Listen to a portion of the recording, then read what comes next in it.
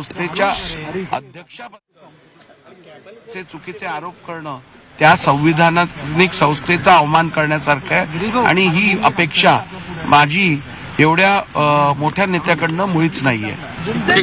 सर्वोच्च न्यायालयाने भरत गोगावले यांचा व्हीप अमान्य केला होता, मात्र तुम्ही तो मान्य केला, तर हे कसं काय? काय म्हणताय? सर्वोच्च न्यायालयाने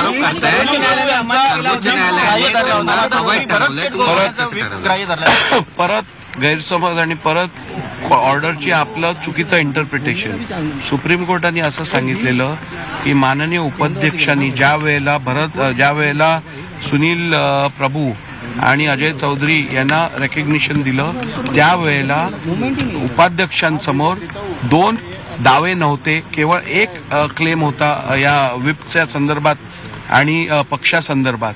परंतु ज्या वेळेला अध्यक्षांनी निर्णय घेतला तेव्हा त्यांच्या समोर 2 क्लेम्स होते, एक तर एकनाथ शिंदेचा होता, एक उद्धव ठाकरेंचा होता आणि त्यामुळे अध्यक्षांना हे माहिती होतं की पक्षामध्ये स्प्लिट पडलेली आहे। त्यामुळे या दोघांपैकी मूळ राजकीय पक्ष कोणता आहे हे जाणून न घेता केवळ विधिमंडळ पक्षाच्या स्ट्रेंथच्या आधारावरती निर्णय घेतलाय, म्हणून तो चुकीचा आहे। कोर्टाने सांगितलं की आपण पहिली मूळ राजकीय पक्ष कोणता आहे हा ठरवा आणि तो ठरवल्यानंतर आपण भरत गोगावले अथवा सुनील प्रभू यांची निवड याला मान्यता द्या। त्यामुळे कोर्टाने असं कधीच सांगितलं नव्हतं की कायमस्वरूपी आपल्या भरत गोगावलेंची निवड ही रद्द अथवा घटनाबाह्य किंवा नियमबाह्य आहे। त्यांनी सांगितलं केवळ आपण राजकीय पक्षाचा निर्णय किंवा इच्छा काय आहे हे न ओळखता त्यांना मान्यता दिली असल्यामुळे ती चुकीची आहे।